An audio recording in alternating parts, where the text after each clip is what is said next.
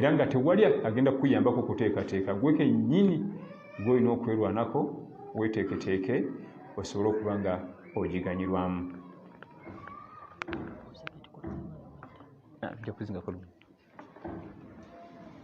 Kakati tugenze ku Luganda.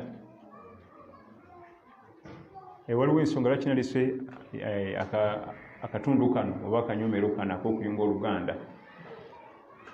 Allah bwe yali ayogera ku Luganda mu aya ffenna ze tukwata era nga batudde wano tusobola gisoma, yawma yafiru lmaru min akhihi wa ummihi wa abihi wa sahibatihi wa banihi. Yayogera abantu bataano, yayogera abantu bataano abo tubayisangako mu maaso. Ne bwe kibanga kitegeeza nga zibadde zogenda okugulamu emmere ze ziriwo zokka muwe gw'osule. Asookera ddala akhihi, muganda we. Wano mu aya eno yali ayogera ku mbeera za yawmul qiyama nti yawma, waliyo olunaku omwana Adamu lwagenda okudduka min akhihi, alabe ku muganda we olw'okuba nti yamulyazaamanya nnyo ate adduke. Wa ummihi, ne nnyina, wa abihi, ne kitaawe, wa sahibatihi, ne gwayagala ennyo mbangi eka gwali naye ye mwami we oba bbaawe, naye agenda mudduka, wa bani, n'omwana we. Bantu bameka? Yamenya abantu bakyasinza okubeera close mu family members, abo bakyasinza okuba close gy'oli, tubayisanga amaaso. Naye bonna yabawa ennamba. Ekyewuunyisa gwe yakulembeza ye muganda we, yamuwa namba 1, yawma yafiru lmaru min akhihi. Lwaki mu bonna abo bataano yasinga okulyazaamanyizibwa? Era olabanga atakukwata nako bafe enjala agifa agenda akole nze sikola. Kikulu babakuza nnyo ekyejo, maama yabakuza ekyejo abaana abo. Mu bantu ab'eŋŋanda zaffe gw'okyasinza okulyazaamanya ye muganda wo oba sisitawo oba mwannyoko. Tubayisaako amaaso, ne tubayisaako ebirungi, ne tubagabira ab'ebbali. N'akwata essimu ng'eno yaguze empya n'ajja ow'ebbali ku muzikiti bamutende ng'ate brother we talina basizita talina. Eno essimu kivundu. Tubayisaako nnyo amaaso. Naddala ate Allah bw'atusitula mu byenfuna, tuweetaagira ddala baganda bo. Era osanga muffe sisita we gye yafumbira tolinyangayo, mbubaavu ojja na kulwalirayo wali ensiri, brother we gye yawasizeeyo wansi mu kyalo togendanga nayo. Teweetaaga kumanya mukazi wattu kasajja katubaliyo bafa njala, oli eno ku muzikiti osasula amasannyalaze, biiru byonna, kapeti aguze empya. Yawma yafiru lmaru min akhihi, olunaku agenda muganda we yamuwa namba 1 mu bonna yasinga okulyazaamanyizibwa. Tubalyazaamanya nnyo. Ate nno lwazze bakyalira n'aduulira bali wano mubeerawo mutya, temulwala. Sebo ffe tulwala olw'okuba tuli wano mu nfuufu yaffe. Azine mmoroka gye, mulimu ebulangiti ezize, mulimu ebibye, takwata ku byaffe. Ekyo kifuse butogenda webake mu bulangiti z'abali. Osanzeewo muwogo n'obutula by'oba olya. Azine biifu biri mu mmoroka abijjeeyo awo, biki bijuyise ebizitowa. Kati ozze kweraga bwerazi. Yezu okuyunga Oluganda ate atweragirako buki? Ewe oba ozze nabyo bituteere wali olye muwogo waffe n'akantu nkumu wano. Oluganda olwa sisita we gye yafumbirwa nnyabo gendayo. Abaana abo abola olw'okuba yafumbirwa omusajja alina kasente, ate sisita we yafumbirwa omusajja mwavu, taagala kugenda eri. Atuuka n'omuze kinabiro kinabiramu tolwala. Nyabo kati ffe osanje tuli balwadde. Nze sijja kunaba mpaka lwendidde ewaffe kubanga bino bigenda kundwaza bubwaza. Yazze tukyalira ate kati atukudaalira. Gendayo ssebo osuleyo. Nogume osuleyo oyo omusaayi gwo. Era muzimu ku ntambula safaari obusiraamu zitukubiriza nga zirimu empeera ezitagambika. Kwegamba nti kati ngenda waliyo sisita wange ali eyo Kaseese gye yafumbirwa gyendaga nja kudda wiiki ejja. Ezo zirimu empeera ezitagambika. Ekyewuunyisa ne waba asoma ddiini ndala kirimu empeera. ne bw'aba asoma nzikiriza ndala n'ogenda n'omulabako ng'ekikututteyo ogwo omusaayi gwaffuba muzeeyi kyeyune n'ogenda oguyunga. Yatukubiza kuyunga Luganda tiyakona ku bya ddiini. Luganda lwonna we luli lina okuyungibwa nga tutunulidde enzikiriza. Tulina odduyunga. Ate munnange bakitaffe baagezaako okukola ebintu ebyo nga tebasomye Kurani. Nga muba muli awo ne tata kyambadde n'ayingirawo, emboozi basula banyumya ekiro kiramba. Babagobawo ne mugenda ne mwebaka eribo ne batula mu ddiro ne banyumya olunaku ekiro kiramba banyumya basula na babiri. Naye ffe twagala brother wo n'amala jjo okukyalira. Wakimye eki? Kankuwe ssente oddeyo leero. Oba empisa ekikabbulu twagijjawa. Neeyisa ya kikabbulu. Okuyunga Oluganda. Sisita. Brother, ebiseera ebimu abantu basisita baffe babonaabonera mu bufumbo eyo. Lwakuba ffe abasajja tugendayo. Naye omukobo akimanya nti mukoddomi atera okujja wano amuwamu ku kitiibwa. Naye akatwaleyo kali eyo teryawondera, teke, empi, enkokola, teryawondera. Naye bw'amanya nti wazze n'osulawo olubi eddako naga nti wayi musajja atera okujja wano. Ate muffe mulimu abalina ekiwago nga yayimiridde buyimiridde nti awe nankwatako oyo. Nga nzanyira ku sisita wayinza okummalawo. Kiwago kyokka kyoteekayo bw'oti. Naye ng'agenzeyo ddi awuza ndi bize. Nze ate neewunya tugamba tuli bize n'ogamba nti okola mulimu ki tasobola kugunnyonnyola. Zo ssente z'oli bize z'okola ziriwa tulageeko nazo teziriiwo. Ibada zitulenne, emirimu tetugirina, ne ssente nazo zitwesambye, kati n'obuuza tukola ki ku dduniya kuno. Wandigambye ssente nga bwe zibuze katufunze sayidi y'eddiini tuye tugitereeze naye tulemme. Ate nga waliyo abasajja abali bize n'okukola ssente nga ne ibada bazikola ne sayidi y'eddiini bafunzaayo. Yawma yafirru almar'u min akhihi. Weegendereze nnyo ba brothers bo, weegendereze nnyo ba sister bo, ku yawmul qiyama bagenda kukubanja ebitagambika. Nga tulina kusasula bbiru y'omuzikiti eriko emitwalo 15, sooka okubira sister eri gyali Mawogola omwezi w'Kasukaali. Wona sigala keesatu gy'oweeta ku bbiru y'amasannyalaze. Okusinga otuwe 15 gyonna bwano ng'oli ali eri talina kantu. Wakiri ye muwe 10 ffe otuwe 5. Naye okuyunga kw'obuyinza okwakuno. Okuyunga kw'obuyinza okwakuno. Ajja kunyumya famire yonna nti babasemayiri yamperiza emitwalo 10. Tukutula nnyo ba brothers baffe ba sister baffe tetubafaako. Ate nno wabanga si musiraamu olina kuyunga ebintu ebi. Osooka n'oyunga Oluganda bw'omala n'omusika omuyunge ku umma. Kati awo olina kweyisa bulungi nnyo. Osooka n'oyunga oluki Oluganda olw'omusaayi n'omala n'ofaafaagana naye omusika omuyunge ku umma. N'ebyo bigenda kubawo bitya mpisa nnungi. Empisa ennungi z'ogenda omulaga. Buli wobeera n'ab'eŋŋanda zo nga si basiraamu ate gwe okakatibwako nnyo okweyisa obulungi beegombe eddiini yo. Ng'oyita mu kuyunga Oluganda wakati wo nabo beegombe eddiini yo. Nze sigenda eyo esooka siba umma. Nze sigenda eyo menyekera na bwereere. Ani agenda nti omenyekera bwereere? Kirimu empeera yo ibada. Abamu bagamba nti baganda bange mbayunga bannakuwaza banyiiza obayise bamalayika. Abo bantu balina okunyiiza, bantu basobya. Bw'oba oyagala baganda bo nga tebakunyiiza, Allah mugamba akuleze bamalayika babiri baganda bo. Naye kasita abeera binadamu alina okunyiiza. Ssente bwenzi baba bakole bizinesi bonoona nnyonoone yoyo binadamu. Mu ngeri endala bwe ziba bwe ziri muwe. Binani era Allah bwe yali amwogera kugira nti innahu kana zaluman, omwana Adamu mulyaza amaanya, jahula ate jahiru talina kyamanyi. Kati baganda bo balinakuwaza, bantu balina okunakuwaza. Bw'oba tuyagala bakunakuwaze gamba Allah akuwa ab'eŋŋanda zo nga bamalayika abo bo tebanakuwala. wabula gwe ogenda oba nakuwaza ng'ate okola mazambi nabo bakunyiigira olabe. Naye binadamu ku binadamu emikisa gy'okuba nti bakunakuwaza gye mingi. Allah bwe yali ayogera ku by'okuyunga oluganda mu suratu Ar-Ra'd yateekamu ebintu eby'obulabe bye tuyisaako amaaso era bitukuba.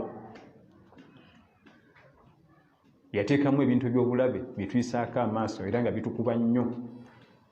وَيَقْطَعُونَ مَا أَمَرَ اللَّهُ بِهِ أَنْ يُوصَلَ وَيُفْسِدُونَ فِي الْأَرْضِ أُولَٰئِكَ لَهُمُ اللَّعْنَةُ وَلَهُمْ سُوءُ الدَّارِ.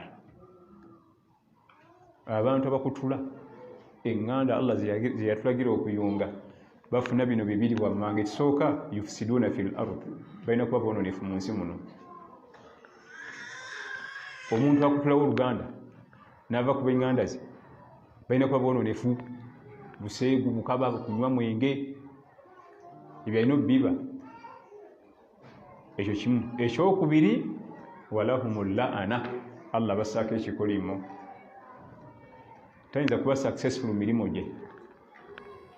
Bakulaga banne bakula nabo bafuna sente ze ezimu nga bali mu maaso nnyo nga ye talina gy'alaga. Mubuuza ono sente zafuna aziteekawa? Aliko ekikolimo. Aliko ekikolimo. Abantu yabavaako, oluganda yaluvaako, yalukutulawo. Naye ebyo byombi kuliko ekyangu. Okubeera omwononefu kyangu, okubaako ekikolimo kyekyangu.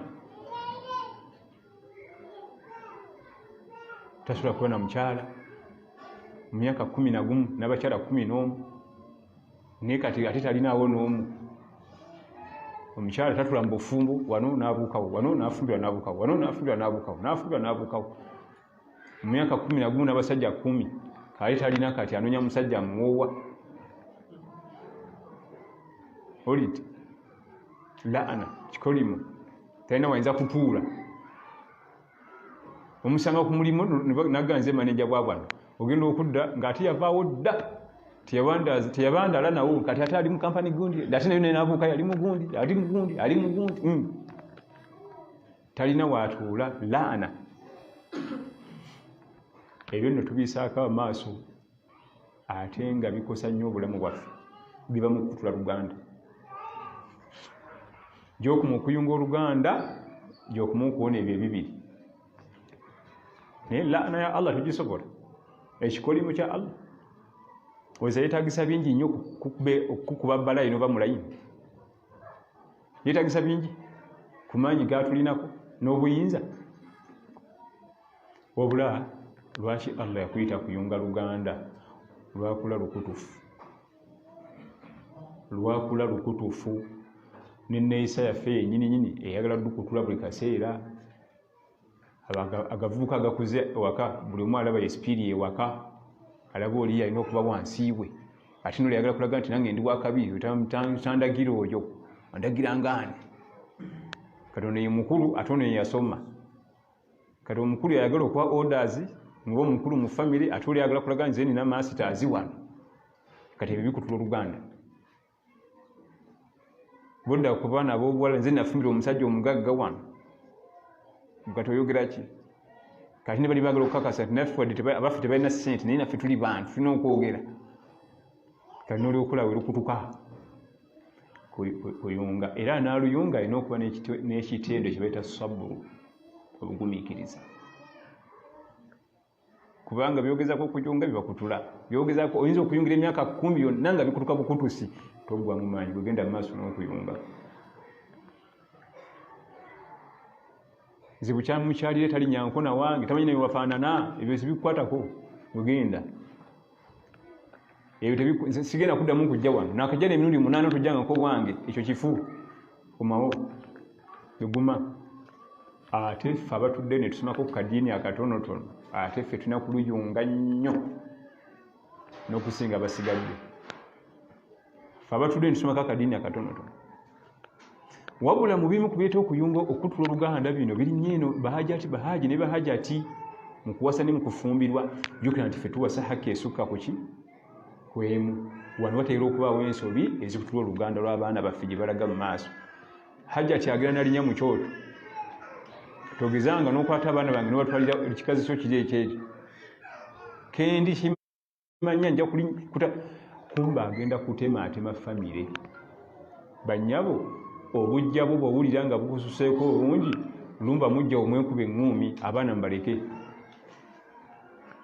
kubanga taata azaala bano abaana yazaala ne bali ab'engulu ewajati ate gwe baganya okukwatagana.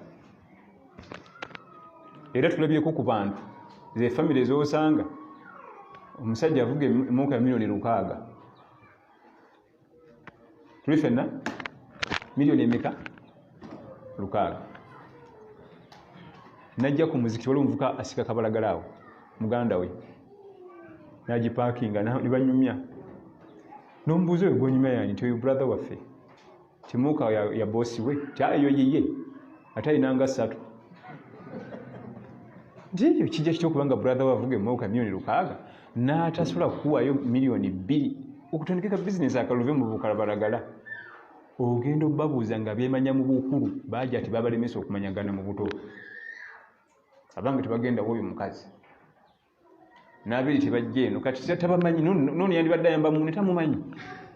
Beetegedde mu bukulu nga bamaama bamaze obbata kati basobola okusisinkana. Era ogenda okwetegereza eyo omwami avuga emmotoka ya miliyoni 600 bali banne bye yakula nabo bonna yabasikaasika dda era bali bulungi. Bano famire yagigaana tubalabye juuzi wa bannyabo ekitonde ekibayita obujja kireeta nnyo ate okutula famire ng'owooza mbu toyagala mujja wabanange tebagendanga w'ekikazi ekyo. Bw'oba owulira obujja bw'okumalawo gwe faafagana ne mukulu munno abaana mbaveeko, kubanga oluusi ate omwana ayinza okuyamba banne ayinza okuva mu famire eri ogu Allah n'amusitula n'asika banne bonna ate bano mwamba mujjako. Abaana tubaleke, obujja bwe buli era buzibu nnyo naye buyambako kikulu nnyo kutula kiki famire. Abamu babateekamu naye ebigambo oba balogo abo temugendangayo balogo. Kati oli omwana bwakula nogenda nti abo balogo togendangayo kibaasa basirinzeewo sirinnyayo sinza na kugendayo. Abakyala bazanya loolo nene nnyo okutula Oluganda olw'abaana baffe mu maaso gye balaga. Naye ng'ate bambi obujja bwe basindiikiriza abatakyagala. Omukyala yenna gy'ava yenkana alina okwegendeza kibayita obujja. Bw'atalwanagana nabo bukontrolinga bumukozesa ebintu bingi ebibi. Omukyala asobola okubeerawo nga tagenda nko mu nsaasi naye lwebalese mujja we n'azambalira naka ngendeko eno batereezetereezeemu ebintu biganye kaka nayingiridde shiriki naye nga ki ekimututeyo bujja. Omukyala asobola okubeerawo nga tatangana ku muntu wadde ofuna ekirowoozo ne bayita mujja we n'afuna idea omukazi ono kamutta aveewo anvire ku musajja bujja. Amazambi amanene bagayingirira nga tagenderedde naye nga bujja. Natta munne oba nagamba kanzita omusajja ffenna tumufiirwe tusigalirewo mu bbanga waakiri sagala kumumanyira nsi. Obujja kitonde kizibu nnyo tekirabwako toyinza kiraba nti kiikyo oba kiikiri kibeera muli mu feelings muli munda kiti naye tekisaaga kikozesa abantu ebinene. Kyokka ekyewunyisa ekyo Allah yakiwa abakyala ebakisobola ffe tubisobola ate ffe twandibaire tutta abantu ne tubamalawo bonna. Okunewo wakaba obuzaja ati aluwa nti agenze Haji Yasini lero gyagenda okusula ojjayo obujja kabazzi n'okukkirirayo Haji Yasini bonna oliko bakubi omutwe egyo gyabizza tebasulawo naye bali yakibawa era ng'akimanyi basobola okukontrolinga mu ffe tusobola. Agenze Haji Yasini kusulayo ajja kudda nkya ejambi yakola olwogiwagala sagala kumpisa mu maaso nze naye bali yabakola ng'ate balinamu control wabula ate era bwe bategendereza ayinza obbalemerera. Era amazambi agamanene gonna agasinga shiriki butemu biki ebyo kukutula famire abalwanagana na bujja so nga ate alina kulwanagana nabo mulayini ndala so sikola mazambi. Kati n'obujja buyambako okutula famire n'ogitemaatema ne bugimalawo yonna abaana ne bakulira eri bano ne bakulira eno bantu babuuza bali naye nga taata ali omu bama be baawukana okuba musayi gwe gumu mu kuyunga oluganda byakwegendereza. Maliriza nga twogeddeko ku muntu omu, yawma yafiru lmaru min akhihi wa ummihi, sijja kwogera ku maama, bamashekhe bamusomesa bulijjo, wa abihi ne taata, sijja abo bazadde ababiri sijja boogerako, wa sahibatihi ow'ewuweeka, babeera mwami ajatiwo, wabeera mukyala ahagiwo, naye ku kiyama ogenda mudduka. Lwaki omudduka? Obulyaza amaanyi obuli ewaka, esaidi zombi, ogwo nagwo musomo mulamba, obulyaza amaanyi obuli mu bafumbo, saidi zombi. Abaami balyaza amaanyi, abakyala balyaza amaanyi. Obudde bwaffe buggwawo nga tukayana, musajja ndyaza amaanyi, omusajja ndyaza amaanyi. Gwe mubuuze gwe ebyo byonna okukola obikoze. Omukazi andyaza amaanyi, omukazi andyaza, gwe rolo gy'olina okuzanyiwako gizannye. Kibanga abasambi b'omupiira, namba 4 ali mu kunenya namba 9 nga bwakola obubi, kyokka bano ku nnyo bayita ne batuteeba. Bugenyi tulinatereeza wano bakatufuba golo 3 wano wakulemye okuziba, oli mu kunenya nze ajeeri nga tunawa kunnenya sooka otereezaawo nene wakulemye. Bwe bufumbo bwe tulimu, buli omu anenya munne ng'ate buli omu ebyo bimulemye okutereeza. Anenya ne gwe banenya bonna basana kunenyezebwa. Kaakati asembayo wa banihi ye mwana, Allah yamuwa namba 5. Lwaki amuwa namba 5? Buli omu gwafiirako. Nkolerera baana bange, nkolerera baana bange. Kati singa nzijulukira wano nenva mu bulamu bwensi, abaana ngenda sigalawo. Omwana Adamu afiira ku mwana we okulaba nti atukako buli saavisi esingayo kubanga ennungi. Naye mwana tu saavisi esingayo okuba ey'ebbeeyi ku mwana we eri mu kantu ako, kumuyigiriza Allah we. Komugulira apartments, omuzimbira amaka, omusomesa amasomero ga international, omuweeteke passport emyufu, alina visa buli nsi atuukawo nga tamanyi Allah. Oba tolina kyomuwadde, oba tolina kyomuwadde neki.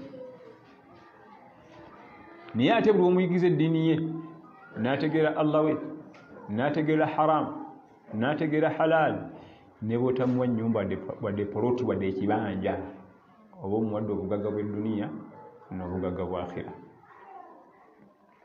Abannaggagga mu bitundu ebyo amanyi Allah, amanyi haram, amanyi halal. Waliwo asingayo obugagga? Mugagga wa dduniya, mugagga wa akhira. Ffe twagala nnyo eri abaana baffe odisimba ku bugagga bw'edduniya yokka. Kati apartments tebamulekera mwajja ezigula omwenge, nanywa n'agangayira baloga nti oyo nno ye mutabani wa Haji, kale kitaabu yabalekera sente mpya n'enkadde neraba bwafaanana. Yoyo zi apartments zonna ezibaliza oyo mwajja ezigula omwenge, mwajja zakozesa okujoga Allah, mwajja zakozesa okujeemera Allah, kubanga tiwamuyigiriza Allah we tabaraka wa taala. Baleta omusajja mukulu mu maaso ga Amiri al-Mu'minina Umar ibn al-Khattab radiyallahu anhu, feesi ezimbye, eyiika musaayi, musajja mukulu yenna envi zimujjudde. Nabuuza nti bane musajja mukulu nabadde ki? Ti mutabani wa mukubi. Wangi mutabani we yamukubyekubye bw'ati, naga mundeetera omuvubuka oyo. Mwana yakola kyona tamanyi bbeeyi ya muzadde, n'ateekateeka emiggo gye gyagenda okumukuba mubonereza. Bwe yatuuka namugamba nti omanyi nti zaani gwa Amiri Umaru, nze ebigambo byange bitono nsinga n'okuba nabikolwa, nti nkumanyi ssebo, kati wansi nga tonnaba kunkuba lwaki tompadde omukisa ne nkunnyonnyola ti taata wange oyo teyanjigiriza ssala, teyanjigiriza wuzu, simanyi bagendera ku muzikiti, ndaba bannange banaaba mu ngalo, banaaba mu feesi, mbabuuza mukola kitufuna wuzu kyekiki, tiyabinjigiriza. Nange emigo mugizeeyo bano bagende, siyinza kumukubako. Muzeeyi abuuza nti Amiri, lwaki tokubye omwana oyo okunjoga bw'ati? Tigwe kennyini wamulyaza amaanya mu buto, kati naye kakulyaza amaanyi mu bukulu. wamulyaza amanya mu buto n'otamuwa bituufu byolina mumuwa. Nze wedda neebuuza kijja kitya okuba nti omwana tamanyi bbeeyi ya muzadde n'akutomeza eŋŋumi ezenkanidde awo, kati ntegedde lwaki akutomezza nga bwe wamulyaza amaanyi n'otamuwa bituufu, naye kakulyaza amaanyi tajja kuwa bituufu. Kakulyaza amaanyi tajja kuwa biki bituufu zeŋŋumi. Amakulu omuzadde kyalyaza amaanya omwana we kiri ekintu eki butamuyigiriza ddiini, butamuyigiriza ddiini komukolere byonna. Gwe tunulira abaana abagagga basinga percentage ennene olw'omukwano n'obutabayigiriza ddiini batera obutabagasa, batera obutabagasa. Tamanyi ddiini, amanyi kimu kyokka kudigida budigizi mu duniya muno. Yo badde okimanyi nti Nabbi sallallahu alaihi wasallama aliko ebyokuyiga bingi ng'akula. Yasooka n'ayita mu hard life, esembayo okuba hard mu nsi yonna, kubanga omwana omuto olwayita mu hard life emyaka egisooka mbukulu aba mukozi. Lwaki Nabbi wa Allah omulamba alunda embuzi? Lwaki Nabbi wa Allah omulamba aba n'akakanzu kamu ne lugabi, n'aguba n'aggwawo yenna nga ne kalooli temulya? N'amuyisa mu hard life okuva ku mwezi ogusooka mpaka emyaka 25 ng'ayita mu hard life. Emyaka 25 n'amukyusiza, n'asinkana omukyala naggagga Kadija n'amunazaako byonna. Kyola yali musajja mukozi, kubanga gye yasooka okuyita waali wazibu nnyo. Ebiseera ebisinga omuntu bw'ayita mu bulamu obugumu wasooka enatera okuba omukozi. Ye ki ekimulema? Agantu gayisemu gokka ngo talina watasula kusula, tewandwaza watya ngeri gye badde osula wadde wazibu. Kati ebiseera ebisinga abaana baffe tubaagala, ate era nga kirungi okubaagala alhamdulillah, naye byonna byonna bikole ng'otumanyi nti kyakwetaaza ekisinga mu byonna kumuyigirizaani Allah we. Era omwana okuyiga Allah we wakati w'emyaka 7 ne 12 amaanyi gateekaawo, amaanyi, essira, obudde kubikwatagana n'eddiini ku mwana wakati w'emyaka 7 12. Lwayingira 13 jjukira nti wakati w'omusanvu ne 12 akola by'omugamba, ate 13 okudda eri alondamu, era ayinza n'okubuuza, ayinza n'okukola ki? N'okubuuza. Ankuye ekifaananyi kimu atumaliriza. Omwana alina emyaka 8, oyinza omugamba nti gende wa mama maayo oleta akambe, n'agenda n'akaleta. Aba yakatuula, genda omugamba tuwe ku munnyo, n'addayo. Aba yakatuula, genda omugamba tuwe ku sowaani, n'agenda. Naye ku myaka 10 n'agamba nti lwaki byonna tuwa bintu byerumu, gye n'akava kati. Ow'omusanvu 8 tayinza kikugamba, kubanga n'okugenda obugenzi abanyumirwa, bwakuba ssama, bwavuga ebipiira bye, bwabuukabuuka, naye 10 na 15 bw'omugamba gumu ebiraga nti kati sooka weetereeze obikuŋŋaanyirumu byonna obiŋŋambe ŋŋende mbireete. Olwo atandise ova mu layini, takyakola by'omugamba. Kati kozesa omukisa guli ng'awulira by'omugamba. Olwo kati 6 paka 12 agenda okuyingira mu 13 nga gw'omumaze, ng'omaze training ewedde, agenda kussa mu nkola byewamugamba luli. Naye ffe tugenda tukeerewa. Abaana tumutute ku masjid, tamanyi life ya masjid, amanyi wrestling, kyano gundi wali ogundi, kyano gundi wali ogundi, kyano gundi wali ogundi. Lwomutute ku masjid abalaba life ebowa, mutula butuuza awo wazza omusajja alina envi mu kirevu, ebigere bigambo gambo, balina okulaba wrestling. Oli omusajja alina ekisipi kibandeese eno, tamanyire life, alabye ebowa. Omwana kyasinga okwetaagamu kumuyigiriza Allah we, practice wakati wa myaka egyo, agende ku masjid agimanyire. Omuwala amanyire hijab, lwaki agenda ku dduuka, lwaki afuna wabweru nga talina kakaya ku mutwe, abimanyire mu myaka egisooka. Anaagenda okuyingira 17 18 ng'alina ensa, alina ensonyi. naye ffe tugenda okujjukira nti Hafisu akuze atandika okwambala hijaabu gaali leeti nga n'abantu baffe nga bumanye ensi zaffe zirimu abaseegu batandika dde omuwa makisi nga bwalina figa akati omugamba hijaabu agala bannoono ensi yonna empa makisi gatoyala kutandika kubika makisi ezo bwe mutakuba bodaboda bampa makisi nyingi tutakuba omukatale bampa makisi ab'omubajjiro bampa makisi nga bwe nakula obulungi kale ate bunga nyambale guno oguntu ogumbika bwe mujja kutunka naye jjukira bwe wayogerako emyaka tokyamusobola ne bwayimirira bwati nakola bwati omukwatawo alina ekifuba akusonyiwa busonyirwa okuba nti oli muki muzeeyi yaga nti ate muzeeyi ajaga namukubi sinaga njogerera bigambo mbu ate namukubi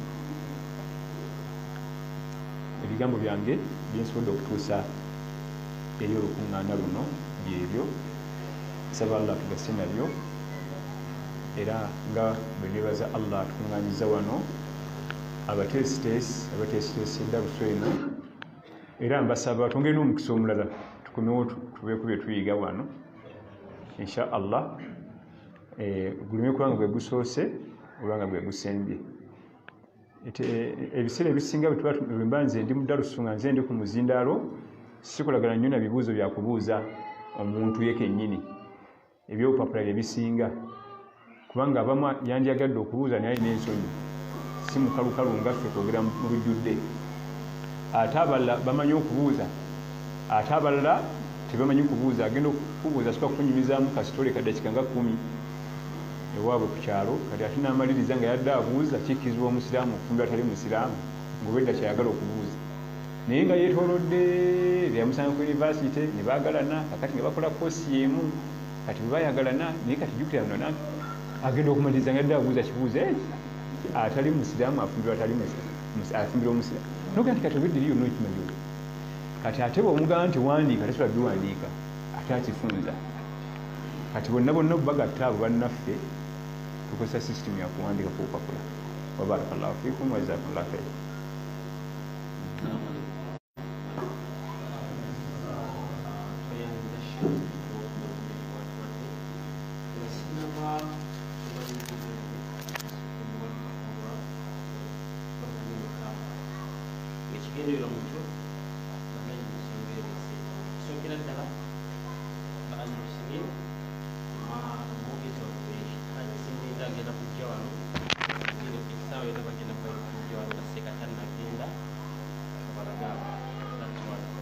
ekyokubiri abakyala mbagambye nti waliwo omusomo gwammwe ogenda okuddawo abakyala bokka era munaaba musoma abakyala nga Hajji Mulinde Musa ne Amir Sekwakaddo ng'abaami abalamuzi ekifo kyaffe n'enjala ekirababize baisaawa 10:15 ng'abakyala bamaze okufaanawa tujja kujja kusaale tunamala okusaala inshallah nakiya programu ekyalina nakwadde sibungi naye nga programu ekigenda okutambula baliriza ebibuuzo bino mudakiika nnyo Hajji nakugenda ku kyalo bamusimu sebo imam yasoose okubuuza yabuuza n'agamba seeka tujja ekisibo kinsanga nga ndi lubuto ekisibo bwe kiggwa mba nkakatwako kiriwa ekibuuzo ekisobola n'abali musobola okusinzira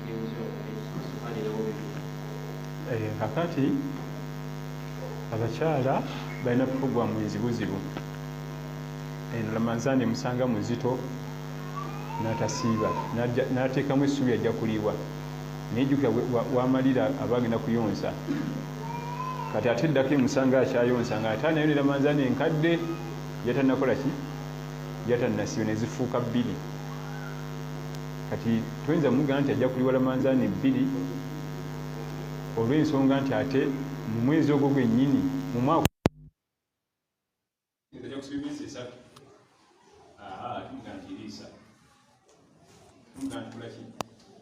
liisa kubanga ogugamba nti guno muzito oguddako Ramadhaani eddako aba ayonse kati eri wabanga afunye omukisa ne musangawo aba alina akyalina 2 mabega ajja kuba yakamala okula Ramadhaani 2 ey'omwaka ogwo etuuka ezifuuka emmeka Nabi sallallahu alaihi wasallam akaanza kusomesa kwani oteeka omuntu omulamu bwekiko ekyo ekyemyezi okusiba emyezi 3 mwaka gumu ekyo kusala aliisa emyezi Ramadani ezayita 2 nasiba netulita kukuŋŋaana oliisa buliisa naye okuliisa kwawukana n'okusibulula iftar ne itaamu byanjawulo abamu agula mimu nalweza ku muzikiti nalweza ngu aliisizza ekyo bakita kusibulula okuliisa kirala kubanga okuliisa kidda mu ibaada ezitoowa Ramadani oyinza kugula ku muzigo goya bamufale ku muzigo amenyeko nondi ate obusalasala nogera ku fred kuliisa muntu okulya emmere enyini kuliko juisi kuliko grinizi nali kulinakuta tuleke okuliisa wa muntu mmere enyini mukusa tuleke okuliisa so si kusiibula ibaada ziri bbiri emu erisunna iftar okusiibula ate emu eriwajibu bitaamu okuliisa kati ono atasiibye ye tina wajibu emukakatako akole ekijanibaayo kuliisa genda ku muzikiti ogambe imamu wafunire omunaku ajja kujjanga waka n'ekipakuli n'ecupa ye muteremu emmere ne juisi agende amala ennaku asatu ekyo ate okuliisa niye baguze emmere olibakisaza esatu batule ku muzikiti eyo kirala analiisa bamama baffe bakadde tebasobola kusiba baliisa buliisa oteekeddwa okwegendeza ibaada eyo etuula mu kifo eky'empagi obusiramu ennamba nayo nagikola bulungi